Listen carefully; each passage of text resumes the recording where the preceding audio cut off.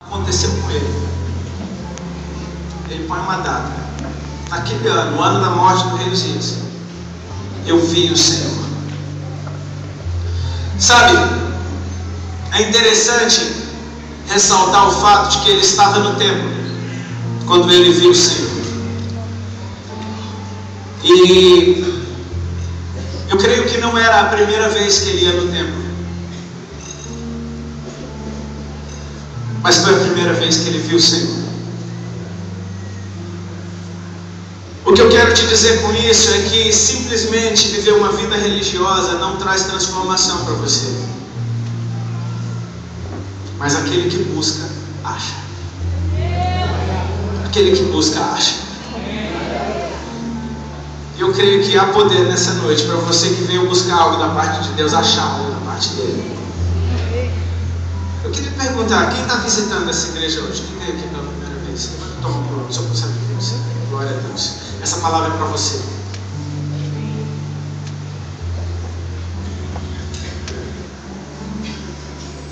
Eu vi o Senhor assentado num alto e sublime trono, e as orlas do seu manto enchiam o templo. Deixa eu te dizer uma coisa, você não escolhe o tipo de encontro que você vai ter com Deus. É Deus quem escolhe para quem Ele se revela, e é Ele quem escolhe como Ele se mostra. Para Moisés, Ele apareceu numa sarça ardente, um arbusto pegando fogo.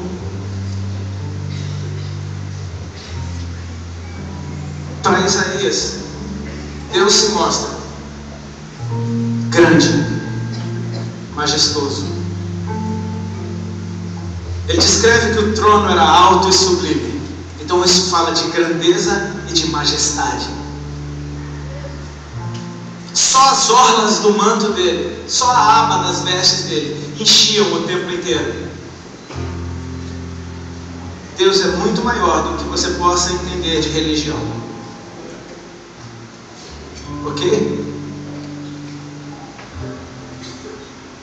Ele vê a adoração e ele começa a descrever os adoradores. Estranhos, né? Serafins voando, com 6 asas cada um, com 2 cobrindo o rosto, com 2 cobrindo os pés e com 2 voando. Estranhos, não? Imaginou você ver um bicho desse, cara? Você entra na igreja e vê um bicho desse com 6 asas. Eu iria me assustar. A maioria dos seres celestiais descritos na Bíblia por pessoas que tiveram visões, arrebatamento e experiências, a maioria deles eu acho que me assustava bastante. O que eu quero dizer com isso para você que está aqui nessa noite: a religião talvez possa dizer que você é meio esquisito, você é meio estranho. Você há de concordar que você é mesmo. Mas é da boca desses seres estranhos que estão na presença de Deus que sai uma adoração. E onde essa adoração é entoada, o lugar se enche da glória de Deus.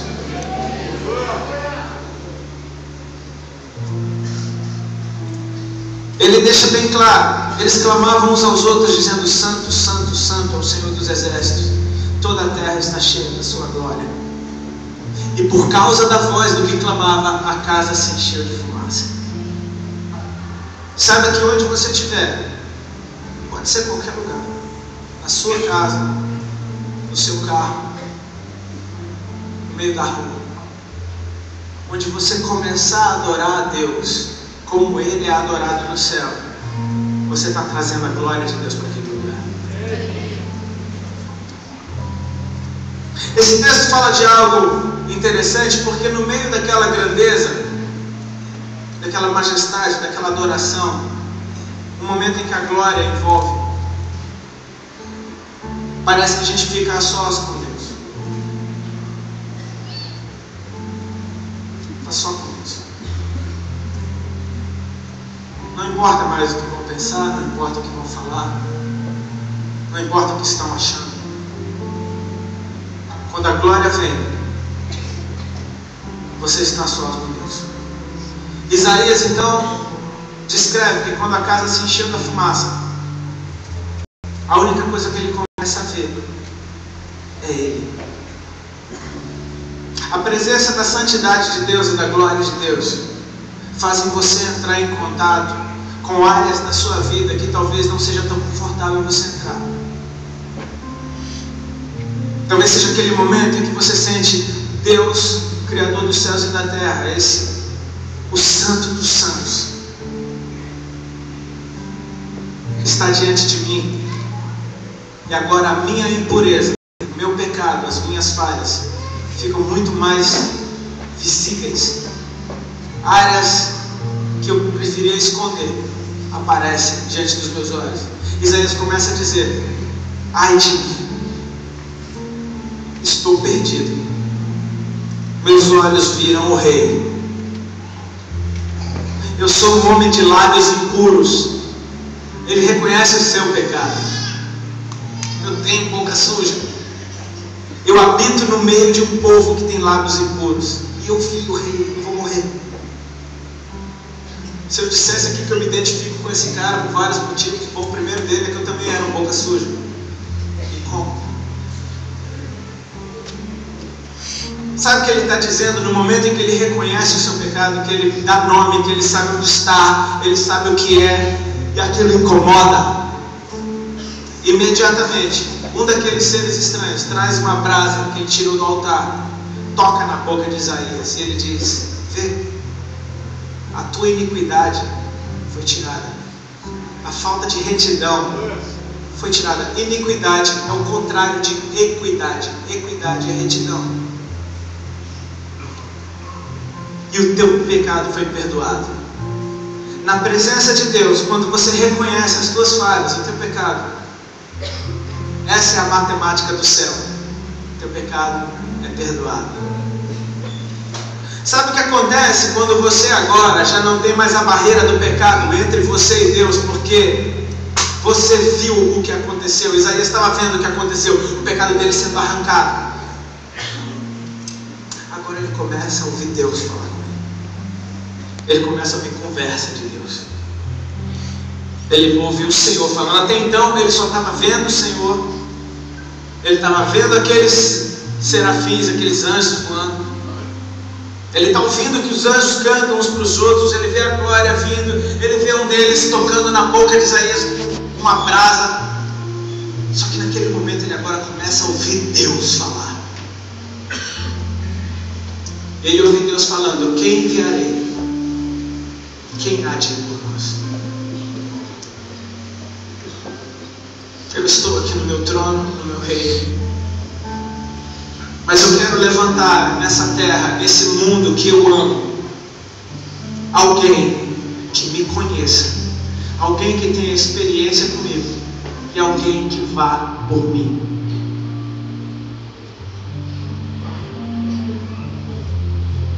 Imediatamente Isaías agora está tão à vontade na presença de Deus. Perceba, é o cara que estava com medo de morrer porque tinha visto Deus. Agora ele está à vontade para ouvir Deus falando e responder algo para Deus e dizer, chamar a atenção. É interessante que antes do nosso pecado ser arrancado, a gente quer se esconder de Deus. Quando esse pecado foi arrancado, você se sente tão à vontade que Deus fala: quem enviarei, quem há de ir por nós? E você chama a atenção de Deus: eis-me aqui, Senhor. Envia-me a mim. Que encontro poderoso. Normalmente para mim, mas eu já ouvi muitas vezes alguns pregadores ministrando sobre esse texto. E a grande maioria termina aqui: eis-me aqui, envia-me a mim. Mas o texto continua. E eu queria ler mais 2 versos, que diz então o que Deus fala para ele fazer. Então disse ele: vai e diz a este povo: ouvi, ouvi e não entendeis. Vede, vede, mas não percebais. Torna insensível o coração deste povo, endurece-lhe os ouvidos e fecha-lhe olhos, para que não venha a ver, com os olhos, e a ouvir com os ouvidos, e a entender com o coração, e se converta e seja salvo. Parece até que eu li um texto errado, mas é exatamente isso que Deus está dizendo para Isaías. A tua missão é pregar para esse povo e endurecer o coração dele, para que eles vejam, olhem, mas não vejam, para que eles ouçam e não entendam, para que eles não se convertam.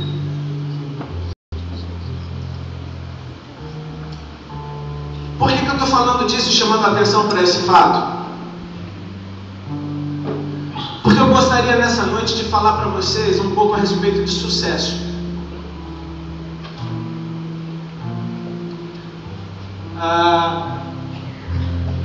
Eu vim desse mundo.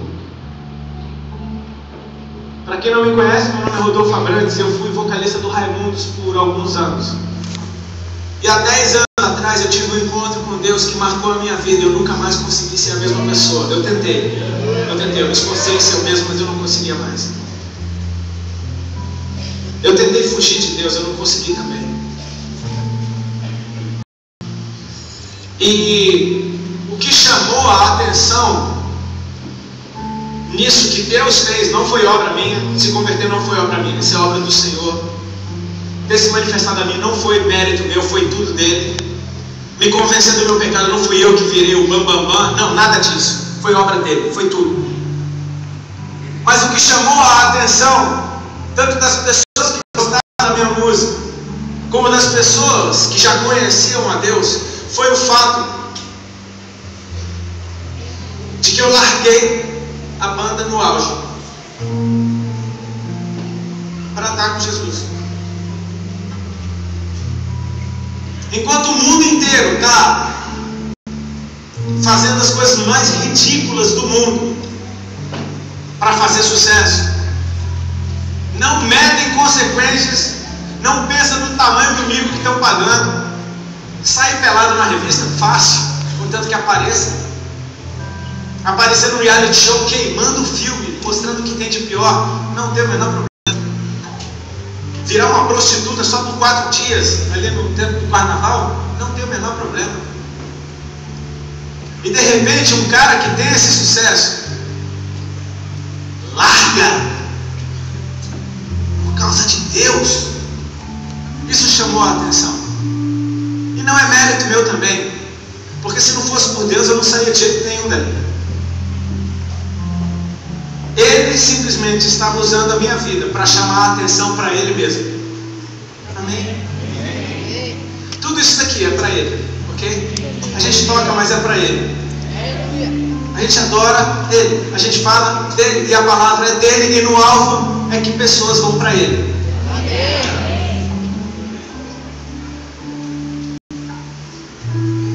Talvez as pessoas tenham pensado, cara, o sucesso não é bom. As pessoas precisam saber a diferença entre fama e sucesso.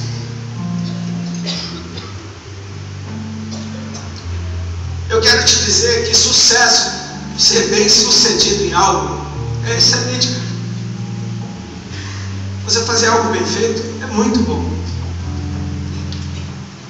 Mas eu quero chamar a tua atenção para qual é o sucesso que você está buscando. Porque se você busca o sucesso desse mundo, você pode estar bem longe do que Deus espera de você. O que eu quero te dizer aqui é que, para mim, sucesso hoje é fazer o que Deus me mandou fazer. E ainda que eu não receba um aplauso, um elogio, um reconhecimento de ninguém, eu possa fechar os meus olhos e dentro de mim olhar para Deus e ver Ele fazendo assim. Aleluia! Olha o chamado de Isaías. Ele acaba de ver a glória de Deus, ele acaba de ver aquela adoração toda, e Deus atrai a gente assim, ele mostra um um pouquinho do que Ele é, um pouquinho do que você vai experimentar, um pouquinho da tua recompensa, tá? Deus fala, eu vou ser a tua herança, eu vou ser a tua porção, eu sou o que tem de melhor. Então eu estou mostrando para você o que tem de melhor, ok? E estou te atraindo, ó, tem algo para você fazer, faz, cara, você vai estar comigo. Está vendo esse momento maravilhoso que você teve na minha presença? A eternidade vai durar, esse momento vai demorar. Então você tem algo muito melhor. Sabe esse ouro que você busca aqui? Nas ruas da Nova Jerusalém vai ser a rua que você pisa. Então nem se compara, tá? Não se compara, tipo, o que tem para você é muito bom, mas é para aqueles que forem fiéis até o fim. Jesus Cristo disse, aquele que for fiel até o fim será salvo. Eu quero chamar a atenção para o chamado de Isaías. Ok, Senhor, eis-me aqui, envia-me a mim. Qual é a minha missão? Porque você precisa saber o que Deus quer que você faça. Eu não vou simplesmente sair fazendo um monte de coisa, estou fazendo para Deus. A intenção do coração é maravilhosa, você querer fazer um monte de coisa para Deus e falar, eu quero fazer para Deus. Mas deixa eu te dizer uma coisa, Deus já te ama, tá? Ele não tem nada que você faça que vai fazer Ele te amar mais. Ele já te ama, tá? Mas tem algo específico para você. Porque às vezes você tentar fazer algo que Deus não te chamou para fazer, fica pesado. Às vezes não dá fruto. Às vezes o negócio fica, meu Deus, será que Deus me chamou? Calma, existe uma graça específica para você. Amém? Levanta a tua mão pro alto, deixa eu dizer uma coisa para você. Esse sinal não é religiosidade, simplesmente é um sinal de eu recebo. Tá? Existe uma graça específica para você. Amém? Existe um plano para você, algo específico para você, algo que Deus te desenhou para aquilo. Tem uma missão que é tua. Tem um tempo, tem um lugar, existem pessoas que é você que vai lá. Existe algo que vai ser feito na terra. Existe uma vontade de Deus para a terra, para o seu tempo, para o seu campo de ação. Ela já é feita no céu, ok? Clame pelo reino e seja esse agente. Mas você precisa ouvir de Deus no seu coração, em oração, na presença dele, o que ele tem. E olha o que Deus tinha para Isaías. Você vai pregar e o povo vai endurecer o coração. Você vai pregar e o povo vai olhar e não vai ver nada. Você vai pregar e o povo não vai perceber o que você está falando. Você vai pregar e eles não vão se converter e não vão ser salvos. Agora você imagina que pregador maravilhoso devia ser Isaías. Ele chegar aqui e no momento que ele começa a falar, uma coceira no teu ouvido começa a dar, você fala, não estou aguentando esse cara falar, levanta e sai andando. E daqui a pouco o lugar começa a esvaziar. Se você tem ônibus para pegar, fica à vontade, tá? E daqui a pouco as pessoas começam a jogar ovo em Isaías. Sai daí, irmão, o que você está falando? Que papo é esse? Termina, ele faz apelo, não vê ninguém. Cara, é o pior pregador do mundo, não é verdade?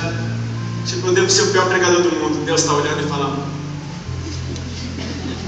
é isso que eu te chamei para fazer. Sucesso, cara. Busca fazer sucesso com Deus, cara. Busca ser o que Ele espera que você seja. Busca fazer o que Ele espera que você faça.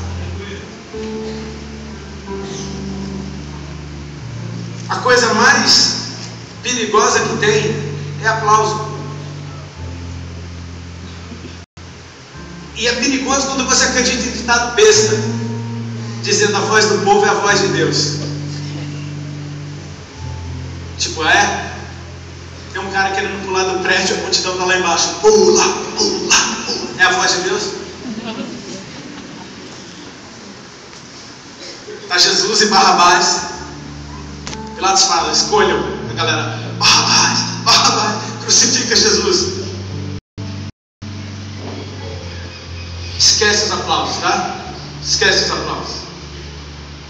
Aplausos é quando você vira o que aquela pessoa quer que você seja. Eu recebi muito aplauso. Sabe por que eu recebi aplauso? Porque eu era exatamente o que as pessoas queriam que eu fosse. Eu recebi aplauso quando eu falava o que as pessoas queriam falar. E aí eu falei. Sabe por que passaram a me odiar? Porque eu deixei de ser o que eles queriam que eu fosse.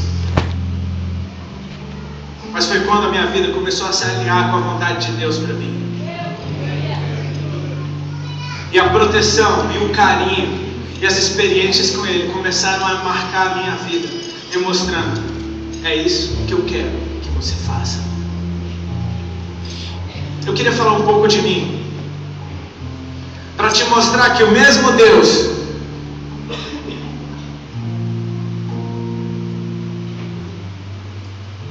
que apareceu para Isaías está acessível para você hoje. Acessível, amém? Amém. Disponível, desejoso de você, o mesmo. Isaías profetizou mais ou menos 700 anos antes de Cristo. Esse mesmo Deus se manifestou na minha vida 10 anos atrás. Pela primeira vez, Ele continua se manifestando. Mas comigo foi engraçado, porque Deus tem senso de humor, né? Só pode ter senso de humor. Imagina Deus olhando para a terra, aí Ele vai no Google Maps do céu, abre um pouquinho mais, Brasil, tá? E aí Ele vai, Ele olha para todos os estados do Brasil, Ele vê tudo, ele sabe o coração de cada um que está aqui dentro. Aí naquele dia ele abre mais, vai lá em São Paulo. Eu não sou paulista, eu sou de Brasília e minha família é da Paraíba. O que estou fazendo em São Paulo? Olha quem é esse cara aqui. O cara que mais falou palavrão no microfone. Engraçado. Meio promíscuo o bichinho, né? Vem cá. O que é esse cara? Tá fumando maconha de novo? Que vagabundo, né? Mas eu amo esse cara. Vou pegar esse. Eu só posso ter senso de humor. Tem tanta gente boa nesse mundo, porque eu estava lá em São Paulo, me achando famosinho, ganhando muito dinheiro, feio desse jeito, fazia sucesso com mulher, se achando, o cara estava lá forgado, pulando sem camisa em cima do palco, estava feliz da vida. E aí, no ano de 2000, eu reencontrei a mulher da minha vida, porque eu conheci uma menina em 94, ela tinha 15 anos de idade, e eu falei: cara, essa mulher é tão linda. Eu fiquei louco e apaixonado por ela. Eu falei: com esse é o caso. Mas ela era meio jogo duro, eu sei que eu consegui trocar telefone com ela, nem um beijo. Eu fiquei louco, falei: com esse é o caso. No ano de 2000 eu reencontrei essa peça. Com 15 anos ela era uma menina purinha, tranquila, né? 5 anos depois, 6 anos depois, ela estava muito louca, drogadaça, só queria saber de rave, tipo, muito louca. Então ela estava pronta para mim, né? Agora ela veio morar comigo em São Paulo, largou tudo que ela estava fazendo na cidade dela e foi morar comigo. Arrumou um emprego que era uma benção. Ela era hostess. Sabe o que é hostess? É aquela, nome chique, né? É aquela moça que fica na porta de uma boate com a lista na mão, dizendo qual playboy que entra, qual playboy que não entra. Ela era isso, ela arrumou um emprego que era uma benção. Toda madrugada ela estava na rua, né? Lá de fora da boate, com a micro saia, as botas até aqui. Uma benção, né? E a nossa vida ficou um pouquinho mais bagunçada, porque a casta de demônio dela era diferente da minha. Então, assim, a gente juntou as duas. As drogas que ela gostava eram outras. Eu era natureza, bagulho, era bagulho, e a cervejinha. Ela era mais do tucutucu de cheirar e tomar êxtase ácido, era mais. Eu era. E ela era. A gente misturou. E aí a bagunça ficou pior. Cara, em pouquíssimo tempo juntos, a gente começou a ter brigas horríveis e começamos a nos maltratar demais. A gente nunca saiu na mão, mas era só o que faltava também, porque com palavras a gente se agredia demais. dois loucos brigando madrugada dentro. E aí quando a briga não ia para canto nenhum, porque já viu aquelas brigas, né? É que nem você entra no site, vai abrindo link, outro link, outra janela, não fecha nenhuma, só vai abrindo, daqui a pouco meu irmão, o computador está dando pau. E é porque é briga de maluco, é assim, não chega a canto nenhum. Aí quando você cansa, você fala, vamos fumar um, aí fuma um. E aí, no meio do bagulho fica até legal. Aí dá risada. O que a gente estava falando mas aquela parada lá que você falou, o que eu falei? Tu falou aquela parada, não falei nada disso. Tu falou, não falei. Eu não falei, meu pá, volta tudo, começa a abrir janela tudo de novo. Não ia pra canto nenhum. Eu estava olhando lá de cima, falando, meu Deus, olha esse coisa. Meu eu, né? Você está falando por amor de mim.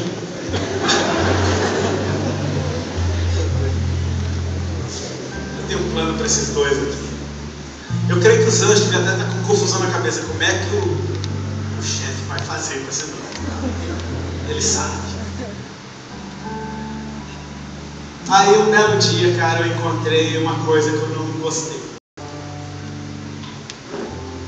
Um caroço debaixo do meu braço. Um carocinho que doía pra caramba. Pequeno, mas doía. Ele começou a incomodar e eu nem percebi. Eu falei, que viagem é essa?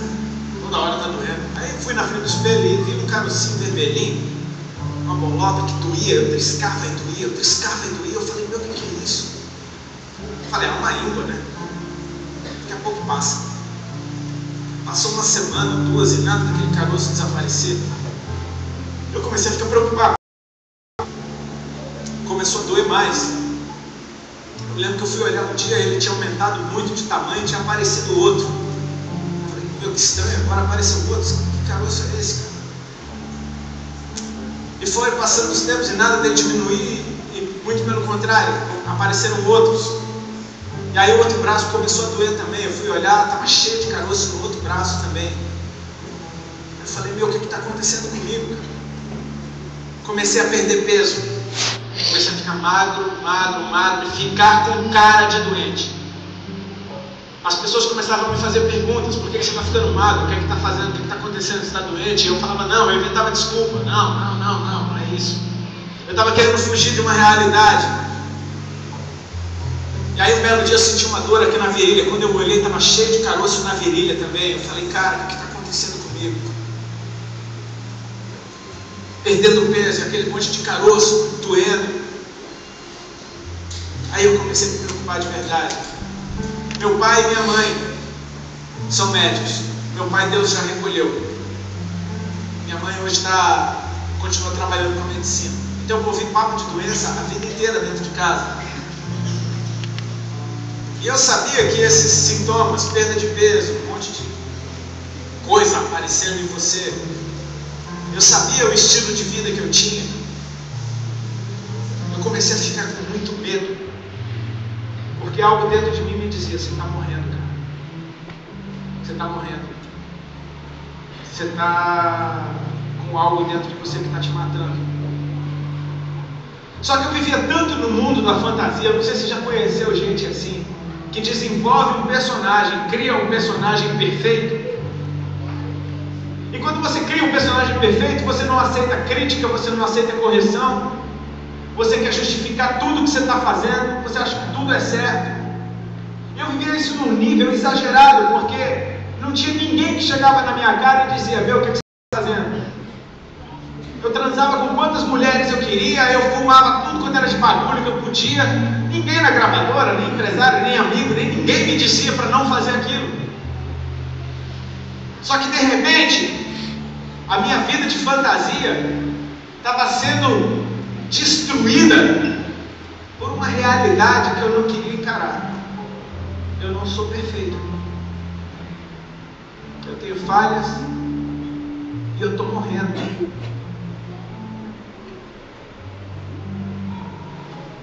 Eu estava com tanto medo que eu decidi dentro de mim, não vou fazer exame, não vou descobrir o que eu tenho, porque no fim das contas isso é uma viagem. Não vou descobrir o que eu tenho, não vou me esforçar, não quero saber. Não quero saber. Se eu for morrer, um dia eu morri e pronto. Eu não quero viver como quem está morrendo. E eu só fui piorando. Ou seja, acabou-se o meu amor próprio. Eu já não tinha mais alegria com nada. Por melhor que fosse o bagulho que eu fumasse, eu não estava nem aí. Por mais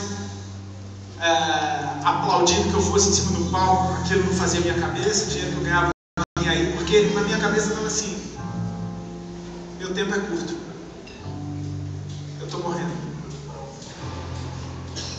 E você viver com uma pessoa dessa do teu lado talvez seja a coisa mais difícil do mundo, porque quem não tem amor próprio não tem amor para dar. Você não dá o que você não tem, cara. Você não vai dar o que você não tem. Você viver com uma pessoa que não tem amor próprio, você não vai ganhar nada dela. Você vai ganhar as patadas, os coices. E as nossas brigas, a minha e da minha namorada, começaram a ficar piores. Até que eu comecei a mandar ela embora de casa. E sabe, uma coisa era verdadeira, a gente realmente se amava. A gente se gostava muito. O nosso amor um pelo outro era verdadeiro. Assim como eu disse, como esse é o caso, ela não precisou dizer. Ela largou tudo que ela estava fazendo para ficar comigo. Aquilo era verdadeiro, mas a gente estava se perdendo. Cara, como Deus é lindo. Porque mesmo que você tenha saído do plano, loucamente, Ele ainda tem um plano para você.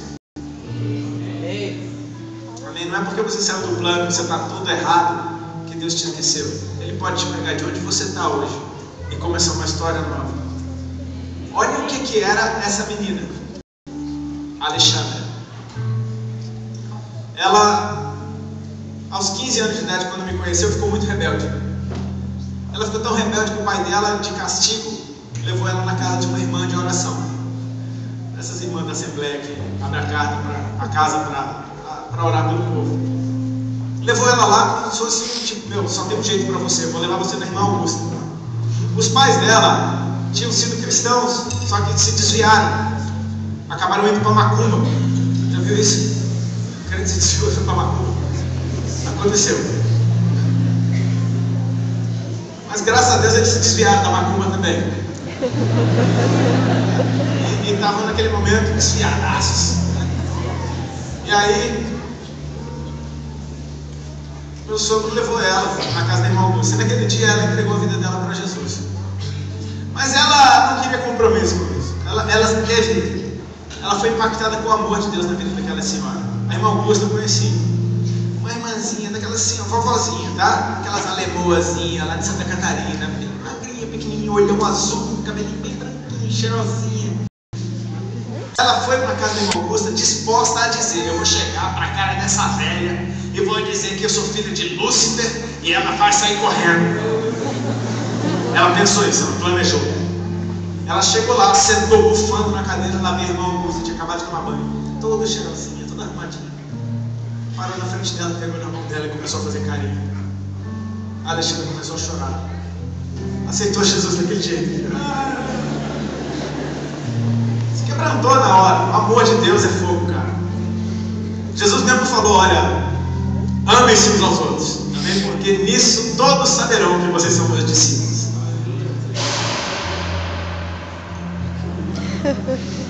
Aleluia. Ela entregou a vida dela para Jesus, mas ela falava: hoje não, Senhor, obrigado, mas hoje não, né? Conhece alguém assim? Tipo, não, beleza, Jesus, mas lá para frente, né, eu te procuro de novo, já vi que tu é lindo, beleza, já vi que o Senhor me ama, legal, lá para frente. E aí toda vez que na vida dela estava dando tudo errado, ela corria para dentro de uma igreja e aceitava Jesus de novo. Ia lá e dava oferta, dava um dízimo, e comprava um livro, e passava no corredor de sala e fazia o que mandasse. Ela queria ser feliz. Ela aceitou Jesus mais de 180 vezes na vida. Só que chegou naquela fase da vida que ela estava vivendo com o precioso aqui. Precioso, dá para você, pra ela.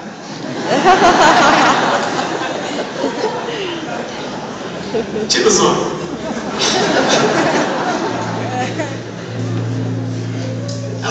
perdendo eu.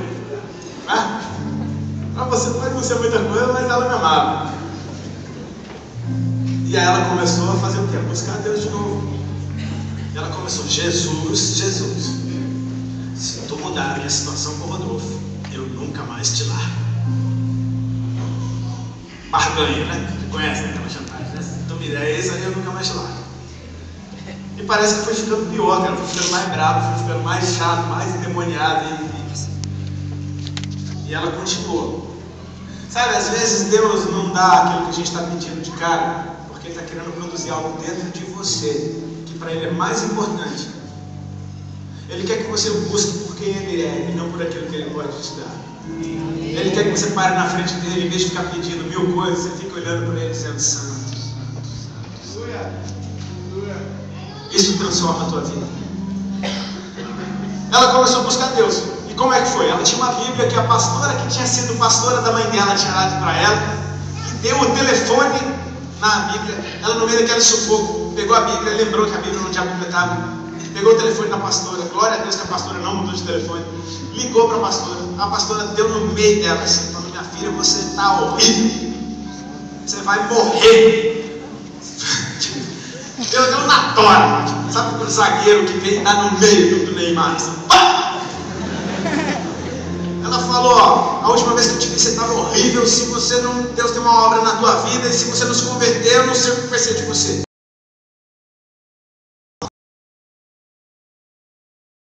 Mulher de Deus, ela vai orar contigo. Deu o telefone dessa pastora.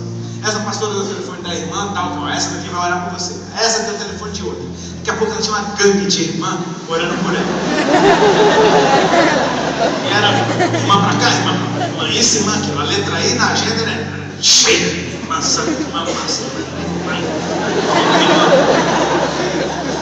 A gente brigava, ela ligava para uma irmã. Ela acordava, ela ligava para a irmã. Ia dormir, ligava para a irmã. Tinha uma dúvida, o que eu faço hoje? Liga para a irmã.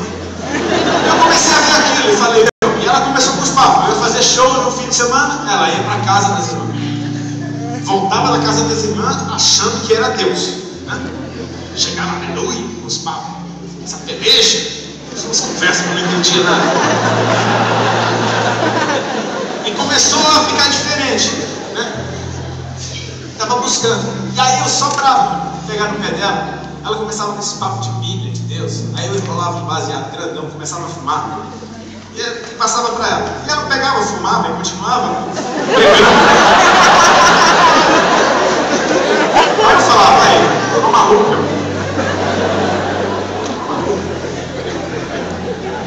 E ela continuou com aquele negócio. Só que Deus está chegando mais perto. Você está entendendo como vai cercando? Né?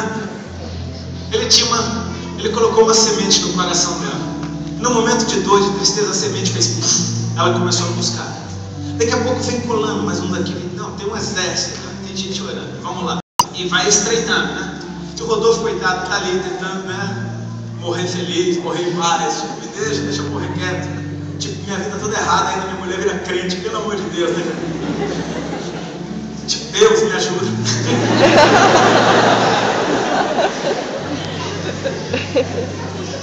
Um belo dia ela chegou com a notícia: amor, as irmãs vão vir aí.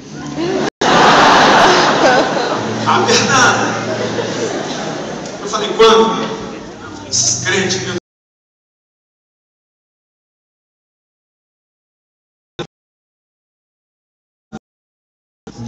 Vou surfar no Guarujá. Não vou ficar perto desses crentes loucos. Estou fora. Falei, bom, segunda-feira, uma segunda, tá tudo bem. Ela falou, não é uma segunda, isso aqui é uma campanha. São 7 segunda-feira.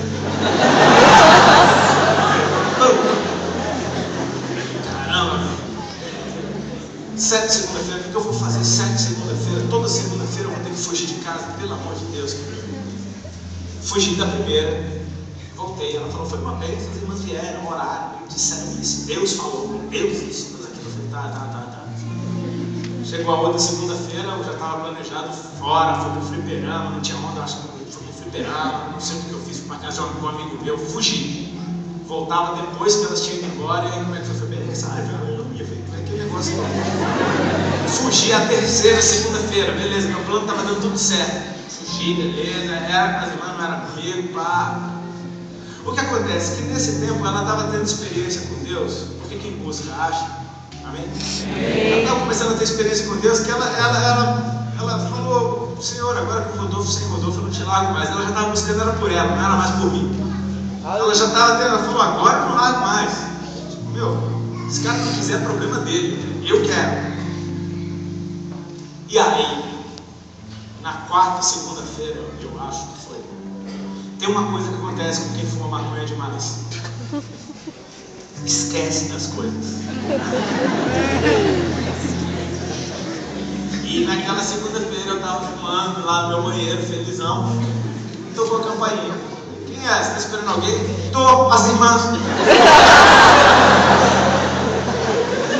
Chegou tudo agora. Elas chegaram, eu dei uma fugir, falei, nossa, o que eu vou fazer? Ela falou, abre a porta para ela. Eu falei, tá bom. Eu estava tão louco que eu não tá. Fui lá, fui dentro do bagulho, abri a porta para as irmãs. Tudo com a saia até o pé, os coquezinhos muito bem feitos, aquelas carinhas. Quem veio na missão, com a Bíblia debaixo do braço, a bolsa na outra. A paz do Senhor, irmão. Botar dentro dele. Comecei a querer ser legal com elas. Chegaram, sentaram todas no sofá enfileiradas, ficaram me olhando. Esse é o varão?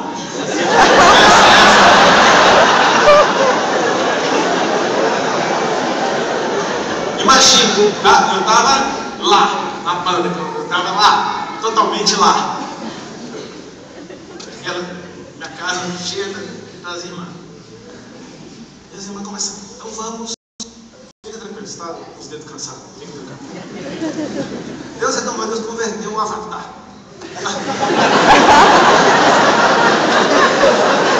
Tá vendo? Limites para você. Foi em Pandora. Uma nave. A gente toca baixo.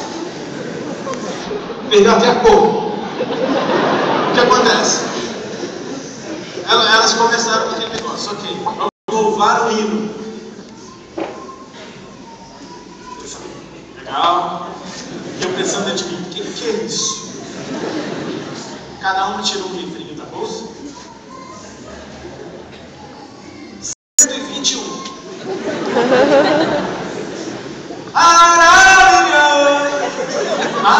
E meu, eu amo os hinos da harpa hoje, tá? Amo. Aquelas músicas têm unção, aquilo ali me faz chorar. Mas na hora, ali, não rolou. E os hinos da harpa, quem não conhece, é assim: tem um refrão e umas 150 mil estrofes. A estrofe, outra estrofe, outra estrofe, outra estrofe, outra estrofe. Quando acabar, eu falei, agora acabou. Outra estrofe. Eu fui sofrendo. As irmãs não eram nenhum Pavarotti da vida, era. Irmão, elas cantaram uns 4 aí no mês. Meu Deus, eu estou aguentando mais isso. Elas estavam adorando Jesus na cultura delas, é a cultura delas. O que interessa é você adorar. Elas estavam adorando. Daqui a pouco terminaram os hinos e falaram, vamos orar, beleza, vamos orar. E eu falei, tá, agora deve ser rápido. Se levantaram, uma delas chegou, irmã, eu acho melhor a gente chegar a mesa para o lado. Aí eu não entendi nada. Qual é o problema da mesa? Eu pensei, qual é o problema da mesa? E aí todas concordaram na hora. É verdade, meu Deus, como que a gente deixou a mesa aqui no meio? O que está acontecendo com essa mesa? Empurraram a mesa para o lado, deixaram encostada na parede. Eu falei, cara, o que é isso? As irmãs começaram a orar. Eram mulheres cheias do Espírito Santo. Então na hora que você liga, as irmãzinhas, senhoras, começaram a ficar bem esquisitas para mim, né? Começaram a gritar, a sapatear, começaram a rodar, a pular, jogar o chinelinho pro lado, começaram a correr pela casa. E aí eu fiquei em pânico. Eles começaram a gritar, e orando em línguas estranhas. Cara, esse povo é louco. Eu fiquei em pânico, eu tive um choque de adrenalina naquela hora que as irmãs começaram primeiro. A primeira sapateada, eu já tomei um susto. O efeito do meu bagulho acabou. Eu fiquei meu. Acabou o meu bagulho. Eles começaram esses cocos fizeram. Já ficou o cabelo pra todo lado. João, eu fiquei encostado na parede. De um lado, a mesa lá na outra parede. Eu aqui, a mesa ali, todo mundo em segurança, as irmãs voando pela casa. E nisso, cara, eu tava ali quieto no meu canto, assim, tipo, apavorado. A Alexandra só pensando, depois eu explico. Uma delas veio na minha direção. Vai ver que viu um trem pau. E sem a menor delicadeza. O irmão já aceitou Jesus? Cara, eu fui intimado. Sabe que tropa de elite? A irmã chegou enquadrando.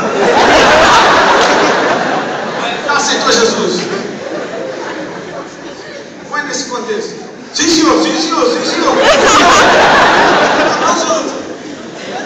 Eu falei, já? Aí a Alexandra falou, vamos.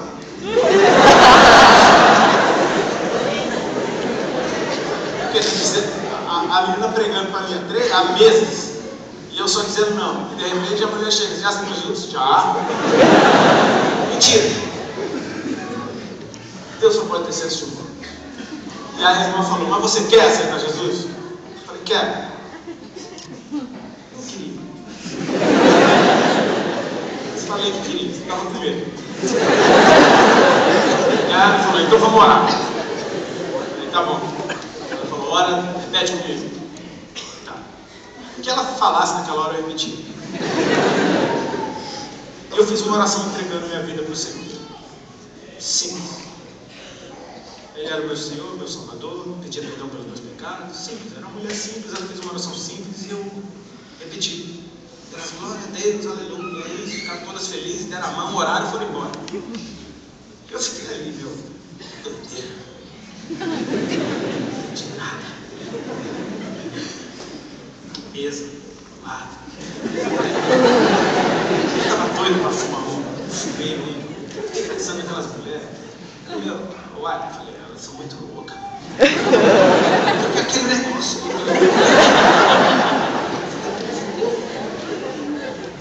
E ela tentando me explicar, fumando comigo, tentando me explicar.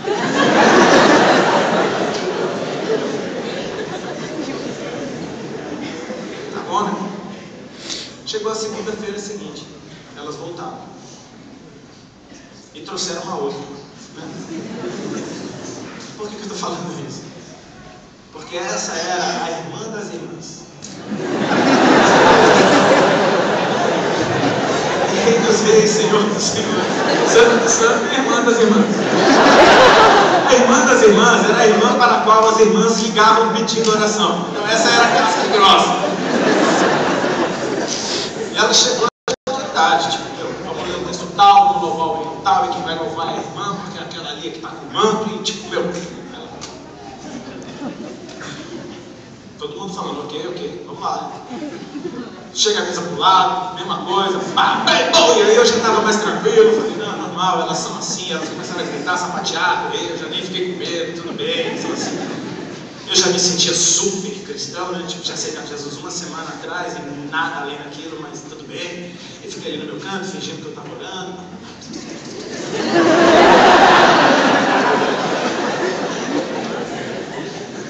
E no meio daquele mover, essa veio na minha direção. Eu já falei, talvez deve ser assim toda vez. Sempre vai vir uma na minha direção. Vem direto, vem. Uma mulher simples, tá? Mulher simples. Que nem eu, que nem você, que nem Isaías, que nem Pedro, que nem João, que nem Tiago. Simples. Ela veio muito simples. Meteu a mão na minha cabeça e começou a orar comigo. ficou orando, ele estava orando em línguas estranhas, e orando em mistério. Eu não entendia nada daquilo. Ela continuou orando. Ela baixou a mão até minha barriga. Continuou orando. E aí ela abriu os olhos e falou assim: Rodolfo, o Senhor Jesus está mandando te dizer que nessa tarde Ele está te curando de um câncer no teu estômago, para você saber que Ele é Deus, que Ele te ama e que Ele tem uma obra para fazer na tua vida. Que? Tipo, naquela hora, minhas pernas começaram a tremer. Simplicidade dela: olha, eu estou te dando um recado. Jesus, isso aqui, Ele está mandando eu te dizer, você não ouve, mas eu vou traduzir o que Ele está dizendo para você. Ele está dizendo que Ele está te curando do câncer só. Câncer no teu estômago. Para você saber que Ele é Deus, que Ele te ama e que Ele tem uma obra para fazer na tua vida. E é assim, em fração de segundos. Hoje eu sei que era o Espírito Santo falando comigo, mas começou a cair a ficha. Eu tenho uma dor de estômago há mais de 2 anos. Uma dor que incomodava, mas só incomodava. Mas era no estômago. Eu estou perdendo peso há muito tempo. Tem uns 9 meses que eu estou cheio de caroço no corpo. Lembrei dos papos de medicina dentro da minha casa. Comecei a falar: meu, um sintoma com o outro, pá. Aí comecei a me lembrar: o meu avô, pai da minha mãe, morreu de câncer no estômago. O meu tio, filho desse avô, morreu de câncer também. O outro tio, filho desse avô, também. Uma tia minha já teve que arrancar um seio, a outra também. Falei: uau! Mas até aí, eu senti só uma gotinha, uma pontinha de alegria, tipo assim. O câncer saiu, tá? Quando você sabe que, tipo assim, ó, fica tranquilo, tá? Você sabe o diagnóstico, gente? Eu tinha medo de saber o diagnóstico. Sabe que eu tirei? Tipo, aliás, eu tirei, só tô te falando que eu já tirei. Eu tirei, não tá mais. Então foi aquela alegria de tipo, se for verdade, beleza, né? Naquela tarde, meu estômago parou de doer. Em 3 dias, todos os caroços desapareceram do meu corpo. Eu passei a engordar, cheguei a ganhar 19 quilos. Quando meu corpo começou a reagir, eu falei: para. E eu me lembro do dia que eu comecei a me tocar de que aquilo era sério. Foi 3 dias depois dessa oração, quando eu tomei banho de manhã, eu fui passar o desodorante e não tinha nada debaixo do meu braço. Estava branquinho, eu comecei a apertar fundo. Eu não podia mal triscar porque doía. Comecei a apertar fundo e não tinha mais nada no meu braço. Eu me lembro desse dia, eu olhar no espelho, chorando e rindo ao mesmo tempo, feliz da vida, com uma alegria que eu nunca tinha experimentado. Aquela cara de eu chorando e rindo na frente do espelho me lembrou eu criança. Eu falei: cara, eu acho que eu já chorei com essa cara quando eu era criança. A partir desse dia, nenhum argumento meu contra Deus funcionava mais. Porque tudo que eu tentasse falar de que não, mas não é verdade, peraí, é verdade. Não, mas esse papo de Bíblia, de não sei o que, peraí, aleluia. Era só apertar debaixo do braço. A ausência daqueles sintomas me diziam: Deus é real. Deus é real. Eu ficava lembrando da voz daquela mulher: Ele está te curando para você saber que Ele é Deus, que Ele te ama e que Ele tem uma obra na tua vida. Para você saber significa para que você conheça. Para que você conheça Deus, para que você conheça o amor dEle, para que você conheça o plano que Ele tem na sua vida. Cara, em pouquíssimo tempo, estava eu colado com as irmãs, andando para cima e para baixo com elas. Eu enchia meu carro com aquele monte de irmãzinha, ia para os cultos nas periferias, ia para o monte, ia para Vichy, ia para o culto na casa do irmão tal. Aí tem um pastor ali que é uma bênção. Segunda tinha um culto para ir, terça tinha outro, quarta tinha outro, quinta tinha outro. E sexta, estava sábado, domingo, talvez tivesse para mim, se eu não tivesse que fazer show. Eu ia fazer os shows. E Deus começou a trabalhar na nossa vida, porque cada vez que a gente ia para essas reuniões, a gente voltava diferente. A palavra que a gente ouvia entrava dentro da gente e provocava mudança. Aquele tempo na presença deixava aquele choro diante de Deus que eu não conseguia controlar, eu nem sabia por que eu estava chorando, mas eu tinha motivos agora para agradecer a Deus e não para ficar pedindo coisas. Eu ficava assim, obrigado, experimentando aquele amor, conhecendo Deus, experimentando aquele amor, conhecendo Deus. E Deus sempre levantava alguém para falar, Deus tem algo na tua vida, cara. Eu me lembro de um dia que uma pastora falou, uma daquelas irmãs, um pastor, perdão, chegou para mim e pediu para eu ler a Bíblia no culto que ele estava fazendo na casa da irmãzinha. Eu fui ler a Bíblia e ele falou, você vai ser pastor. Eu só faltei falar, tá amarrado, eu não queria ter. Mas começou um atrás do outro dizer, cara, Deus mostra você pregando, Deus mostra você falando de Deus, Deus mostra isso, Deus mostra aquilo. E a gente começou, tá, mas eu não sei falar nada da Bíblia, mas a gente foi se apaixonando por Jesus. Parei de usar drogas no meio do caminho, eu não parei de usar drogas para seguir Jesus. Eu comecei a seguir Ele e as drogas ficaram pelo caminho. Elas simplesmente não conseguiram acompanhar. É assim que acontece. Amém? Jesus falou, vem como você está, cara. Vinde a mim como estás. Vem podre, vem cachaceiro, vem do jeito que você está. Vem, é no caminho que as porcarias vão saindo. Amém? Você vai chegando, você vai cada vez vendo Ele mais de perto. Cada vez que você experimenta Deus mais um pouco, uma craca sua sai. E é um processo. A conversão ela não é um raio que cai e você fica pronto. É um processo. E o processo é muito gostoso porque é uma vitória depois da outra. E você vai vendo áreas da tua vida sendo transformadas. Você vai falando, cara, Deus é real. Porque eu tentei mudar a vida inteira e não consegui. De repente agora, está saindo de mim. Está saindo. E você começa a buscar e começa a se empolgar. E você quer mais. Segunda tinha um culto, terça tinha outro, quarta tinha outro, quinta tinha outro. Eu quero Deus. Sabe o que aconteceu, cara? Eu fiquei muito louco. E eu já não cabia mais dentro da banda. Eu cheguei num tempo em que a turnê da banda estava acabando. E eu senti no meu coração, é agora ou nunca. Falei, eu quero viver uma vida só. Eu não quero durante a semana viver uma novidade de vida e no fim de semana viver como se eu não soubesse. Eu quero pegar o microfone e falar das coisas que têm feito efeito em mim, das coisas que têm produzido mudança na minha vida. Eu quero chegar com o microfone na mão e olhar para a cara daquela galera que me ouve e falar, cara, olha o que Deus fez em mim, olha como Jesus é bom, recebe isso, experimenta, é o maior tesouro que eu tenho, eu quero dividir, eu quero falar. E de repente subia no palco e começava a falar das coisas que eu falava quando eu não conhecia Deus, e aquilo me incomodava. Eu falei, cara, eu quero ser uma pessoa só, eu não quero ser mais um falso, fingir uma coisa, ser outra, e agora o que eu sou já não é mais o que todo mundo conhece. Eu sei que, saí da banda no dia do lançamento de um DVD, e aí todo mundo ficou com toda a razão muito bravo comigo.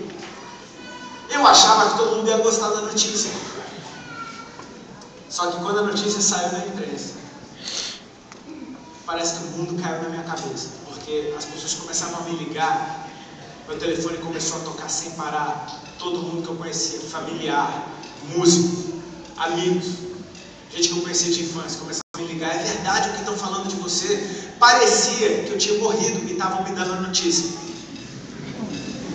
Sabe, tipo assim, tinha gente que ligava chorando, minha mãe me ligou chorando, meu filho, que não fé, parece que eu tinha morrido. Eu falei, mãe, eu estou bem, eu estou feliz.